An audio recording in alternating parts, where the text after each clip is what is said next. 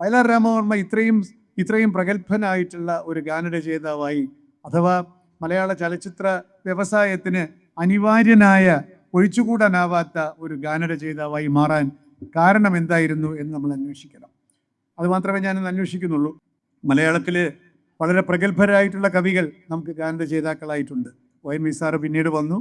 അവർ സമകാലികരാണ്. നാടകരംഗത്ത് ഒരുപക്ഷെ വയലാറിനേക്കാൾ നേരത്തെ പ്രശസ്തനായി തീർന്നതും ONV തന്നെയാണ്. പൊന്നരിവാൾ അമ്പിളിയും ഒക്കെ കൊണ്ട് നാടകരംഗത്ത് വയലാറിനേക്കാൾ നേരത്തെ അദ്ദേഹം ലബ്ധപ്രതിഷ്ഠനായി. പിന്നീട് അദ്ദേഹം അധ്യാപകനൊക്കെ ആയതുകൊണ്ട് സിനിമയിലേക്കുള്ള പ്രവേശനം കുറച്ച് താമസിച്ചു എന്നേ ഉള്ളൂ. സമകാലികരാണ്. വയലാറുണ്ടായി, ONV സാറുണ്ടായി, പിന്നെ V ഭാസ്കരൻ അതിന് മുമ്പേ തന്നെ ഇവിടെ സ്ഥാനം പിടിച്ചു. എത്രയോ പ്രഗത്ഭരായിട്ട് അതിനുശേഷം ഞാൻ എടുത്തു പറയേണ്ട കാര്യമില്ല. പിന്നെ ശ്രീകുമാരൻ തമ്പി വന്നു, യൂസഫ് അലി വന്നു, പിച്ചു തിരുമല വന്നു. എല്ലാം പ്രഗത്ഭരായിട്ടുള്ള ഗാനരചയിതാക്കൾ നമുക്കുണ്ട്. പക്ഷേ അവരെ ആരും മോശക്കാരാണെന്നുള്ള അർത്ഥത്തിലേ അല്ല ഞാൻ പറയുന്നത്. എല്ലാവർക്കും അവരുടേതായിട്ടുള്ള പ്രാഗൽഭ്യമുണ്ട്. പക്ഷെ വയലാർ രാമവർമ്മ എന്ന് പറയുന്ന ഗാനരചയിതാവ് വേറൊരു പ്രകാശത്തിൽ അങ്ങനെ കുളിച്ചു നിൽക്കുകയാണ്. ഒന്ന്, അദ്ദേഹം പരിണിതപ്രജ്ഞനായ കവി ആയതിനു ശേഷം ഗാനരചയിതാവായി എന്നുള്ളതൊന്ന്. മറ്റൊന്ന്, ഈ പറഞ്ഞ വ്യക്തിത്വ സവിശേഷതകൾ, ആരോടും വലിയ ഭയമില്ലാത്ത, കൂസലില്ലാത്ത ഒരു പ്രകൃതം. അതുകൊണ്ട് എന്താ ഗുണം? പാട്ട് എഴുതുമ്പോൾ ഈ കൂസലുണ്ടാവാൻ പാടില്ല കേട്ടോ. കുറച്ച് തൻ്റെ ഇടം വേണം. വയലാറിന് ലേശം തൻ്റെ ഇടം കൂടുതലാണ്. അത് പ്രണയഗാനങ്ങൾ വരുമ്പോഴാണ് നമുക്കതിൻ്റെ ഒരു സുഖം. പിന്നെ അധ്യാപകരായിട്ടുള്ള ഗാനരചയിതാക്കൾക്ക് പിന്നെ പ്രണയഗാനങ്ങൾ എഴുതുമ്പോൾ ലേശം ബുദ്ധിമുട്ടൊക്കെ വരും. ഇങ്ങനെയൊക്കെ കയറി അങ്ങ് പ്രേമിക്കാമോ? കുറച്ച് മാനം മര്യാദയായിട്ടൊക്കെ പ്രേമിക്കണ്ടേ? എന്നാൽ വയലാറിന് അങ്ങനെയൊന്നുമില്ല. താഴമ്പൂ മണമുള്ള തണുപ്പുള്ള രാത്രിയിൽ തനിച്ചിരന്നുറങ്ങുന്ന ചെറുപ്പക്കാരി, പൂമുഖ കിളിവാതിൽ അടയ്ക്കുകയില്ല, കാമുകി നിന്നെ ഞാൻ ഉറക്കുകയില്ല എന്ന് പറയാൻ വയലാറിന് മടിയില്ല. പല ഗാനരചയിതാക്കൾക്കും അത്രത്തോളം പറയാൻ കുറച്ച് മടി വന്നേക്കാം. പ്രേമിച്ച് നിന്നെ ഞാനൊരു ദേവസ്ത്രീയാക്കുന്നതാണ് പറഞ്ഞത്. അതിൽ കൂടുതൽ എനിക്കൊന്നും പറയാനില്ലല്ലോ. കാടായ കാടുകൾ മുഴുവൻ ഞാനൊരു കതിർമണ്ഡപമാക്കും എന്ന് പറഞ്ഞാൽ I will do anything for you. അതാണ് ഞാൻ ചങ്ക് പൊളിച്ച് കാണിച്ചു തരാമെന്ന് പറയുന്നത് പോലെയാണ് ഈ പറയുന്ന ഈ വ്യക്തിത്വത്തിൻ്റെതായിട്ടുള്ള ഈ പരാഗരേണുക്കളുണ്ടല്ലോ, അതിങ്ങനെ വിതറിക്കിടക്കുകയാണ്. തിരുവല്ലോമലയിൽ നേദിച്ചു കൊണ്ടുവരും ഇളനീർ കുടമിന്ന് ഉടക്കി ഞാൻ. ഉടച്ചോട്ടെ എന്നല്ല ചോദിക്കുന്നത് കേട്ടോ.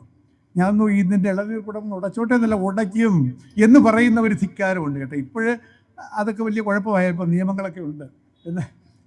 അന്ന് ആ നിയമമൊന്നും ഇല്ലാത്ത കാലത്താണ് കേട്ടോ. ഒരു കാമുകന് തോന്നുന്ന എല്ലാ ധാർഷ്ട്യത്തോടും കൂടിയിട്ടുള്ള ഒരു സമീപനം, അതും അദ്ദേഹത്തിൻ്റെ ഗാനങ്ങളെ വളരെ പ്രിയങ്കരമാക്കി എന്നുള്ളതാണ്. മറ്റൊന്ന്, ഗാന സന്ദർഭത്തിൽ, അവിടെയാണ് എനിക്ക് ഏറ്റവും പ്രധാനമായിട്ട് പറയാം. വയലാറിനെ കൊണ്ട് പാട്ട് എഴുതിക്കാനൊക്കെ കുറച്ച് ബുദ്ധിമുട്ടായിരുന്നു. ചിലപ്പോൾ പറഞ്ഞ സമയത്തൊന്നും കൊടുക്കുകയില്ല. പക്ഷേ റെക്കോർഡിങ്ങിൻ്റെ സമയത്ത് എങ്ങനെയെങ്കിലും കൊടുത്തിരിക്കും. രാത്രിയാണ്, വെളുപ്പംകാലത്താണ് പാട്ട് എഴുതുന്നത്. സന്ധ്യയ്ക്ക് പാട്ടൊന്നും എഴുതുകയില്ല, രാത്രി പാട്ടില്ല. രാവിലെ 3 മണിക്ക് എണീറ്റിട്ട് അന്ന് കൊടുക്കേണ്ട പാട്ടൊക്കെ എഴുതി തീർത്ത് എല്ലാവർക്കും കൊണ്ട് കൊടുക്കും. അങ്ങനെയാണ് അദ്ദേഹത്തിൻ്റെ ഒരു ജീവിത ശൈലി. വൈകിട്ടായാലും പിന്നെ സൗഹൃദ സഭയാണ്. പക്ഷേ ഒരു സന്ദർഭം, കഥയുടെ സന്ദർഭം സംവിധായകൻ പറഞ്ഞു കൊടുത്തത് കേട്ട് ഒരു ദിവസം തന്നെ 3-4 സന്ദർഭങ്ങൾ കേൾക്കും. ഇത് മുഴുവൻ പിറ്റേന്ന് രാവിലെ ഇരുന്ന് എഴുതി കൃത്യമായിട്ട് അദ്ദേഹം കൊണ്ട് കൊടുക്കുകയാണ്. അപ്പോൾ ഇത് വായിക്കുമ്പോൾ ആ സിനിമാ സംവിധായകൻ ഉണ്ടാകുന്ന ഒരു ആഹ്ലാദമുണ്ട്. ഇത് തന്നെയാണ് എൻ്റെ നായകൻ പാടേണ്ടത്, ഇത് തന്നെയാണ് എൻ്റെ നായിക ഈ സന്ദർഭത്തിൽ പാടേണ്ടത് എന്ന് തോന്നിക്കുമാറുള്ള രചനാ സൗഷ്ഠവം. ഉദാഹരണങ്ങൾ നിരവധിയാണ്. ഞാൻ ഇതിലേക്ക് കടക്കുന്നില്ല. എനിക്ക് തന്നെ പ്രിയങ്കരമായിട്ടുള്ള ചില ഉദാഹരണങ്ങൾ മാത്രമേ എനിക്ക് ഇപ്പോൾ പെട്ടെന്ന് ഓർമ്മ വരുന്നുള്ളൂ. ഏതെടുത്താലും പ്രിയങ്കരമാണെന്ന് മാത്രമല്ല, ഉചിതമാണെന്ന് മാത്രമല്ല, ഇതുവരെ കേൾക്കാത്ത തരത്തിലുള്ള ആശയങ്ങളും ഇതുവരെ ഉപയോഗിക്കാത്ത പദങ്ങളും കൊണ്ട് ഒരുപക്ഷെ ആളുകൾ എടുത്തുപയോഗിക്കാൻ മടിക്കുന്ന പദങ്ങൾ ഉൾപ്പെടെ. ഉദാഹരണത്തിന് സന്ധ്യ മയങ്ങുന്നേരം, ഇതാണ് സമയം, സന്ധ്യ മയങ്ങുന്ന നേരം. ഞങ്ങളാരും ചന്ത എന്നുള്ള വാക്കൊന്നും പാട്ടിൽ എഴുതാൻ ധൈര്യമില്ല. ചന്ത മോശമല്ല, ചന്തയുടെ സാധനങ്ങൾ വാങ്ങിച്ചിട്ടുണ്ടാണല്ലോ തിന്നുന്നത്. പക്ഷെ മോശമല്ല, എന്നാലും നമ്മുടെ ഒരു വരേണ്യതാ ബോധമായിരിക്കാം. ചന്ത എന്നൊക്കെ എങ്ങനെ പാട്ടിലെഴുതും? പക്ഷെ വയലാറിനതൊരു വിഷയമല്ല. എന്ന് മാത്രവുമല്ല, അടുത്ത വരിയിലോ രാമചന്ത മയങ്ങുന്ന നേരം ബന്ധുരെ എന്നാണ് വിളി കേട്ടത്.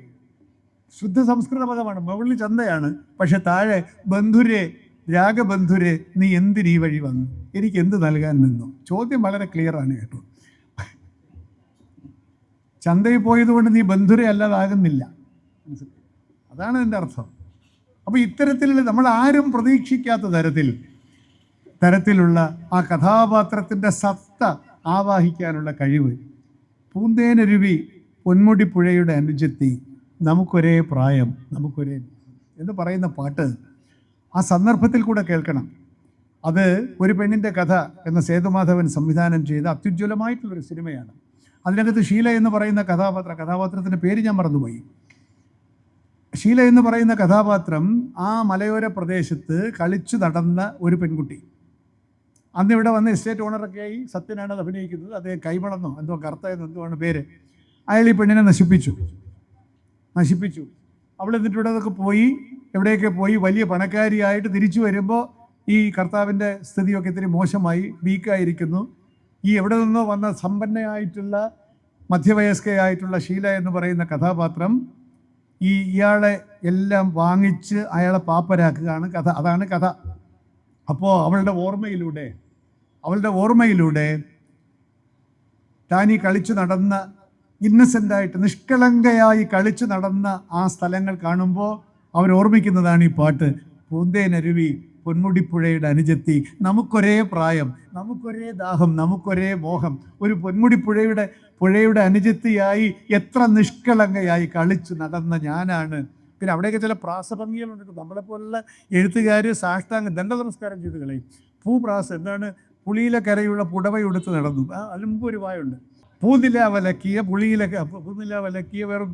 അത് പായൊക്കെ സ്വാഭാവികമായിട്ട് ഇങ്ങനെ വരികയാണ് കേട്ടോ. നമ്മളെപ്പോലെ ഇത് ആലോചിക്കുന്നത് ഇനി പായുണ്ടോ ഒന്നുമില്ല, സ്വാഭാവികമായിട്ട് ഇങ്ങനെ വരും. പൂനില വലക്കിയ പുളിയിലെ കരയുള്ള പുടവയെടുത്ത് നടന്നു. അങ്ങനെ നടന്ന് നമ്മളാണ് ഇപ്പം നശിപ്പിച്ച്. അതാണ് കഥ. അപ്പോൾ കഥയുടെ ഇത് സേതുമാധവൻ ഈ പാട്ട് കേൾക്കുമ്പോൾ ഉണ്ടല്ലോ, കറക്റ്റ് എൻ്റെ നായിക പാടേണ്ടത് തന്നെ എന്ന് തോന്നും.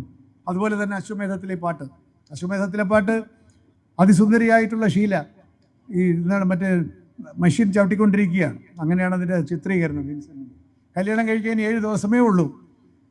അങ്ങനെ ചന്ദ്രനെത്തിച്ചൊക്കെ നിൽക്കുന്ന ഒരു സന്ധ്യാസമയത്ത് അവളിങ്ങനെ ഇരുന്ന് പാടുകയാണ് 7 സുന്ദര രാത്രികൾ. അപ്പോൾ ഗദ്യത്തിൽ പറഞ്ഞാൽ അത് തന്നെ, ഇനി 7 ദിവസം കൂടെ ഉണ്ട്. എല്ലാവരും പറയുമല്ലോ 7 ദിവസം കഴിയുമ്പോൾ കല്യാണം, 7 സുന്ദര രാത്രികൾ.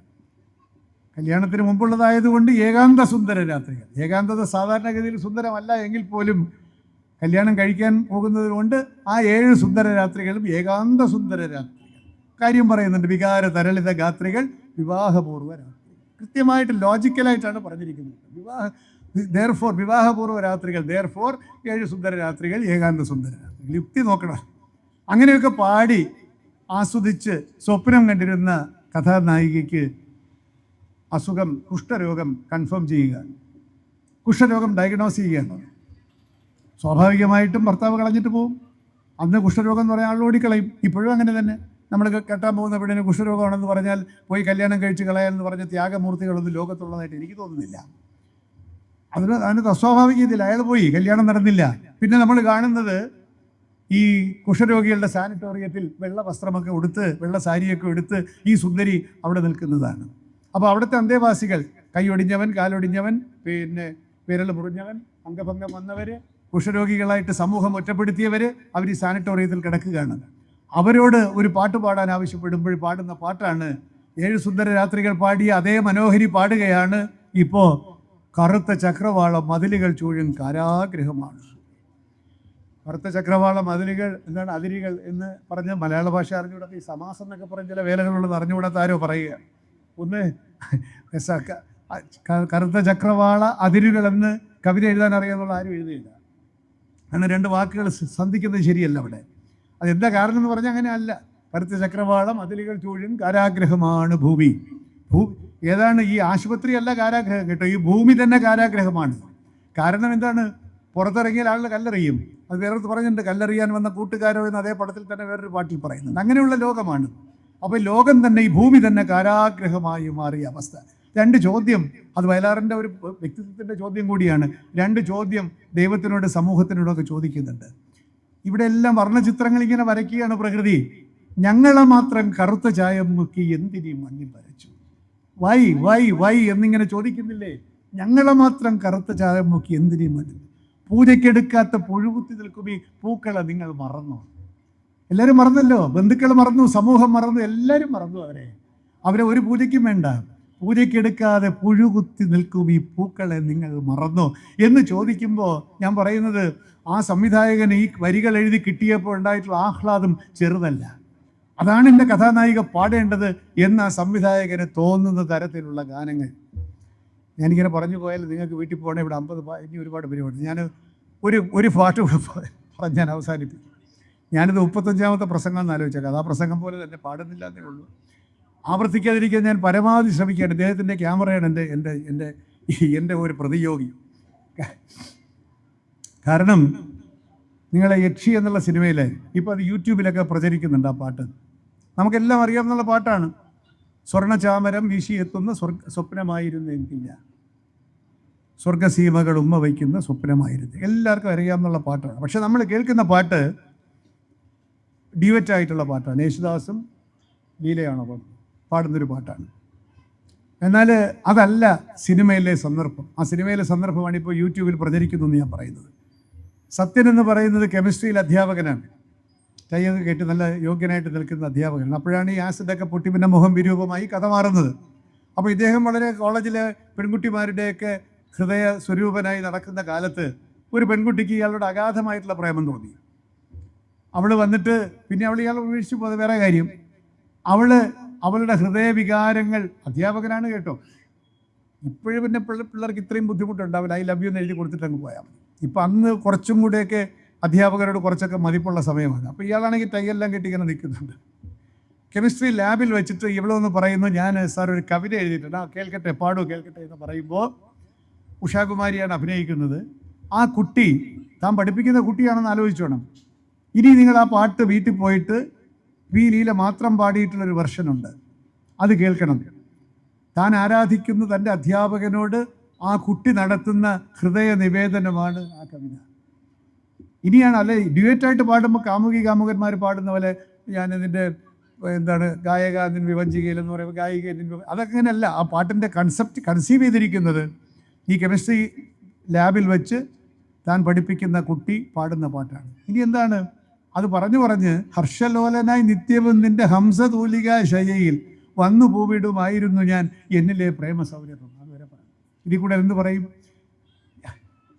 ഗായക നിൻ വിവഞ്ചികയിലെ ഗാനമായിരുന്നെങ്കിൽ ഞാൻ, താവകാങ്കുലി ലാളിതം ഒരു താളമായിരുന്നെങ്കിൽ ഞാൻ. അവളുടെ ഹൃദയവികാരങ്ങളാണ് മുഴുവൻ കേട്ടോ.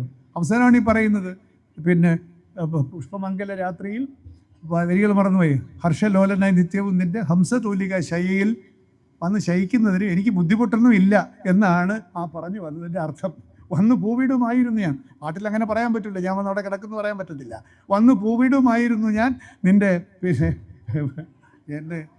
എന്ന് പറയുന്ന. അപ്പോൾ ആ ഒരു സന്ദർഭത്തിൻ്റെ ഏറ്റവും ഔചിത്യപൂർണമായിട്ടുള്ള ആവിഷ്കാരം കൊണ്ട് മലയാള ഗാനശാഖയെ ഇത്ര ധന്യമാക്കി എന്നുള്ളതാണ് വയലാറിനെ ഓരോ നിർമ്മാതാവിനും സംവിധായകനും അനിവാര്യനാക്കി തീർക്കാനുള്ള കാരണം. മലയാളത്തിൽ ഇത്രയേറെ ഗാനങ്ങൾ, അനശ്വരമായിട്ടുള്ള ഗാനങ്ങൾ. ആ വയലാർ ദേവരാജൻ ടീം എന്നൊക്കെ പറയും. 60കളിൽ ശരിക്കും പറഞ്ഞാൽ വയലാർ മദ്രാസിൽ ജീവിച്ചത് കേവലം 13 വർഷമാണ് നമ്മൾ ആലോചിക്കുന്നത്. 61-ലോ 62-ലോ പോയി 75 സെപ്റ്റംബറിൽ ഒക്ടോബറിൽ കേരളത്തിലേക്ക് തിരിച്ചു വന്നിട്ട് പിന്നെ പോയില്ലല്ലോ. 1975 ഒക്ടോബർ 27 അവസാനിക്കുകയാണ് ആ ജന്മം. 62-ലേ പോയിട്ടുള്ളൂ. 13 വർഷം കൊണ്ടാണ് ഇന്ന് മലയാള സിനിമ അഭിമാനിക്കുന്ന, രോമാഞ്ചം കൊള്ളുന്ന ഈ പാട്ടുകളുടെ മുഴുവൻ പുഷ്പകാലം എന്ന് പറയുന്നത്, വസന്തകാലം എന്ന് പറയുന്നത് ആ 13 വർഷമാണ് നമ്മൾ ആലോചിക്കുന്നത്. ആ 13 വർഷങ്ങൾ ഇങ്ങനെ ഓരോ പാട്ടുകൾ വന്നുകൊണ്ടിരിക്കുകയാണ്. അവസാനം ഞാൻ ഒറ്റ പോയിന്റ് പറഞ്ഞ് അവസാനിപ്പിക്കാം. അങ്ങനെ എന്താണ്, വളരെ ലോജിക്കലായിട്ട് അവസാനിപ്പിക്കാൻ പറ്റുകയല്ലോ. എവിടെയെങ്കിലും വെച്ചൊക്കെ അവസാനിപ്പിക്കാൻ പറ്റുള്ളൂ. സ്വിച്ച് ഓഫ് ചെയ്യുമ്പോൾ നിർത്താനേ പറ്റത്തുള്ളൂ കേട്ടോ. ഫ്യൂസ് ഊരുന്ന പോലെ നിർത്താനേ പറ്റുള്ളൂ. ഇദ്ദേഹം 47 വയസ്സിൽ മരിച്ചു പോയല്ലോ. അപ്പോൾ 45 വയസ്സ് കഴിഞ്ഞപ്പോൾ അദ്ദേഹം എഴുതിയ ഒരു പാട്ടാണ് പിന്നീട് അദ്ദേഹത്തിൻ്റെ ഒരു ഹംസഗാനം പോലെ പിന്നീട് പ്രശസ്തമായി തീർന്ന ഒരു പാട്ട്. ഈ ചന്ദ്രകളഭം ചാർത്തി ഉറങ്ങും തീരം. എനിക്ക് തോന്നുന്നത് അദ്ദേഹത്തിന് 45 വയസ്സൊക്കെ കഴിഞ്ഞപ്പോൾ ഒരു ആന്തരികമായ ഒരു മരണത്തെ പറ്റിയുള്ള ഒരു മുൻകൂട്ടി ഉള്ള അനുഭവം അല്ലെങ്കിൽ ഒരു ജ്ഞാനമുണ്ടായോ എന്ന് നമുക്ക് സംശയം തോന്നും. കാരണം 45 വയസ്സിൽ ആരും ഞാൻ ഉടനെ മരിക്കുമെന്ന് സാധാരണഗതിയിൽ ചിന്തിക്കുകയില്ല. നമ്മൾ ഈ പ്രായത്തിൽ പോലും ചിന്തിക്കുന്നില്ല. ഇനി ഒരു 10-75 വർഷം ജീവിക്കുന്നുള്ള മട്ടിലല്ലേ നമ്മുടെ ഇരിപ്പ്. അപ്പോൾ 45 വയസ്സ് ഉള്ള വയലാറ് മരണത്തെപ്പറ്റി ചിന്തിക്കേണ്ട സമയമായില്ല. പക്ഷെ അപ്പോൾ അദ്ദേഹം എഴുതുന്നു, സ്വപ്നങ്ങളുണ്ടോ, ഇതെല്ലാം ഉണ്ടോ? ഈ മനോഹര തീരത്ത് തരുമോ ഇനിയൊരു ജന്മം കൂടി? ഭൂമിയെ സ്നേഹിച്ച കവിയാണ്. ഞാൻ നേരത്തെ പറഞ്ഞു തുടങ്ങിയത് അവിടെയാണ്. മനുഷ്യനെ സ്നേഹിച്ച കവിയാണ്. മനുഷ്യരോടൊപ്പം ജീവിക്കാൻ ആഗ്രഹിച്ച കവിയാണ്. കാണുന്നവരെ മുഴുവൻ തൻ്റെ സ്നേഹത്തിൻ്റെതായിട്ടുള്ള പരാഗവർഷം കൊണ്ട് വശീകരിക്കുന്ന കവിയാണ്. തൻ്റെ ജീവിതം ഇവിടെ കുറച്ചു കാലം കൂടി മാത്രമേ ഉള്ളെങ്കിൽ എന്തു ചെയ്യും? വേറൊന്നും ചെയ്യാനില്ല, തിരിച്ചു വരികയേ മാർഗമുള്ളൂ. ഈ മനോഹര തീരത്ത് തരുമോ ഇനിയൊരു ജന്മം കൂടി എന്നൊരു പ്രാർത്ഥന ആത്മാവിൻ്റെ അഗാധതയിൽ നിന്ന് അദ്ദേഹം അറിയാതെ കാലം അദ്ദേഹത്തെ കൊണ്ട് പറയിച്ചതാണോ എന്ന് ഞാൻ വിചാരിക്കുകയാണ്. ആയിരിക്കണം. കവികൾ അങ്ങനെയാണ്. എഴുതുന്ന സന്ദർഭത്തിൽ നമ്മളല്ല, നമ്മൾക്ക് അന്യമായിട്ടുള്ള, നമുക്ക് അറിഞ്ഞുകൂടാത്ത ഏതോ ഒരു ശക്തി നമ്മളെ ആവേശിക്കുമെന്നുള്ളതാണ് വാസ്തവം. അങ്ങനെ ആവേശിക്കാതെ കവിത എഴുതുക, അതൊക്കെ പൊട്ട കവിതയായിരിക്കും കേട്ടോ. നമ്മളെ തന്നെ മറന്ന് നമ്മളറിയാതെ വാക്കുകൾ ഉതിർന്നു വീഴുന്ന ചില സന്ദർഭങ്ങളുണ്ട്. ആ പാട്ടുകളും ആ ഗാനങ്ങളും കവിതകളും ഒക്കെയാണ് അനശ്വരമാകുന്നത്. എനിക്ക് തോന്നുന്നു ആശാൻ്റെയൊക്കെ ആ ചില സന്ദർഭങ്ങളുണ്ടല്ലോ, ആ ചില സന്ദർഭങ്ങളിൽ നമുക്ക് അങ്ങനെ വരും. അങ്ങനെ ഉണ്ടായതാണ് ഈ മനോഹര തീരത്ത് തരുമോ ഇനിയൊരു ജന്മം കൂടിയെന്ന്. മാത്രവുമല്ല, ആ ഹംസഗാനത്തിൽ ഞാൻ നേരത്തെ പറഞ്ഞതുപോലെ വയലാർ എന്ന് പറയുന്ന വ്യക്തിയുടെ ജീവിതത്തോടുള്ള ഗാഢമായിട്ടുള്ള പ്രണയം, ജീവിത പ്രണയം, മനുഷ്യരോടുള്ള സ്നേഹം, സമൂഹത്തിൻ്റെ ഈ ലോകത്തിൻ്റെ സൗന്ദര്യത്തെ പറ്റിയുള്ളൊരു ആരാധന, ഇതെല്ലാം അതിൽ നിഗൂഹനം ചെയ്ത് വച്ചിരിക്കുന്നു എന്നുള്ളതാണ് വാസ്തവം. അതുകൊണ്ടാണ് വേറെ ഏതെങ്കിലും കവി ഇങ്ങനൊരു ഹംസഗാനം എഴുതി പോയില്ലല്ലോ. അദ്ദേഹം ജീവിതത്തെ സ്നേഹിച്ചു എന്ന് പറയുന്നത് സത്യസന്ധമാണ്. അതൊരു വൈകാരികമായ സത്യസന്ധമായ പ്രസ്താവമാണ്. ആ സ്നേഹിച്ചു മതിയായില്ല. അതിനു മുമ്പ് എനിക്ക് പോകേണ്ടി വന്നാൽ ഈ മനോഹര തീരത്ത് വസുന്ധര എന്നാണ് വിളിക്കുന്നത് കേട്ടോ. ഭൂമിക്ക് ഒരുപാട് പര്യായ പദങ്ങളുണ്ട്, എന്നാലും വസുന്ധര എന്നുള്ള വിളി പോലെ അവിടെ അത്ര മ്യൂസിക്കലായിട്ടും ആശയപരമായിട്ടും ഇത്രയേറെ ആപ്റ്റായിട്ടുള്ള ഔചിത്യപൂർണമായിട്ടുള്ള ഒരു സംബോധന ഈ ഭൂമിയെ വിളിച്ചു കേണു വസുന്ധര എന്ന് പറഞ്ഞാൽ വസുക്കളെ ധരിക്കുന്നവൾ വസുന്ധര. സുമേഷ് അധ്യാപകരൻ അതിൻ്റെ നിഷ്പത്തിയൊക്കെ നിങ്ങൾ പറഞ്ഞു, എനിക്കൊന്നും അറിയാൻ വയ്യ. ഞാനീ പറഞ്ഞതിൽ ആഖ്യാന്ന് പറഞ്ഞുകൂടാത്ത ആളാണ്.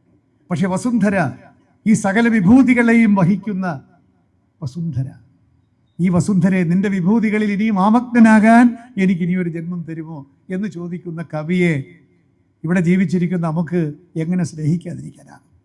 എങ്ങനെ അനുസ്മരിക്കാതിരിക്കാനാകും? കവി വരൂ, ഞങ്ങളോടൊപ്പം ജീവിക്കാനായിട്ട് മടങ്ങി വരൂ എന്ന് മാത്രമേ നമ്മുടെ ആത്മാക്കൾക്ക് പറയാൻ സാധിക്കുകയുള്ളൂ. ഞങ്ങളുടെ സ്നേഹം അങ്ങയെ കാത്തിരിക്കുന്നു, അങ്ങയെ അനശ്വരനാക്കാൻ കാത്തിരിക്കുന്നു, തിരിച്ചു വരൂ എന്ന് മാത്രം പറയാനേ നമുക്ക് സാധിക്കുകയുള്ളൂ. ആ ഒരു പ്രാർത്ഥനയോടുകൂടി, ആത്മാവിൻ്റെ ഈ ഒരു പ്രാർത്ഥനയോടുകൂടി ഞാൻ ഈ അനുസ്മരണം അവസാനിപ്പിക്കുകയാണ്. ഇനി എപ്പോഴെങ്കിലും വന്ന് നമുക്ക് 1 മണിക്കൂർ വേണമെങ്കിൽ ഞാൻ വേറൊരു സന്ദർഭത്തിൽ വരും ഇവിടെ. അപ്പോൾ വീണ്ടും വയലാറിനെ പറ്റി അനുസ്മരിക്കാവുന്നതാണ്, ഗാനങ്ങൾ എടുത്തു പറയാവുന്നതാണ്, പറഞ്ഞാൽ നീണ്ടുപോകും.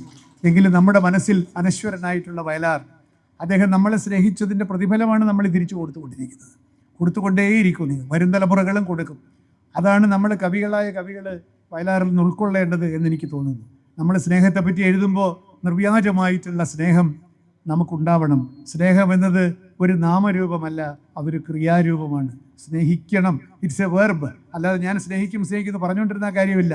സ്നേഹം ഒരു ക്രിയാപദമാക്കിക്കൊണ്ട് സകല മനുഷ്യരെയും ആശ്ലേഷിക്കാനുള്ള ഒരു മഹാസ്നേഹത്തിൻ്റെ ഗോപുരത്തിലേക്ക് ഉയരാൻ നമുക്ക് ഈ കവിയുടെ അനശ്വര സ്മൃതി നമ്മളെ സഹായിക്കട്ടെ എന്ന് മാത്രം പ്രാർത്ഥിച്ചുകൊണ്ട്, നിങ്ങളുടെ പ്രതീക്ഷയ്ക്കൊത്ത് എല്ലാം പറയാനൊന്നും എനിക്ക് സാധിച്ചിട്ടില്ല. എങ്കിലും ആ ഗതികേടിന് മാപ്പു ചോദിപ്പു ഞാൻ എന്ന് കവി തന്നെ പറഞ്ഞിട്ടുണ്ട്. ഒക്കെ പകർത്താൻ കഴിഞ്ഞിരിക്കില്ല എനിക്ക് ആ ഗതികേടിന് മാപ്പു ചോദിപ്പു ഞാൻ എന്ന് മാത്രം പറഞ്ഞുകൊണ്ട് നിങ്ങൾക്ക് ഒരിക്കൽ കൂടി എൻ്റെ അഭിവാദ്യങ്ങൾ അർപ്പിച്ചുകൊണ്ട് നിർത്തുന്നു. നന്ദി.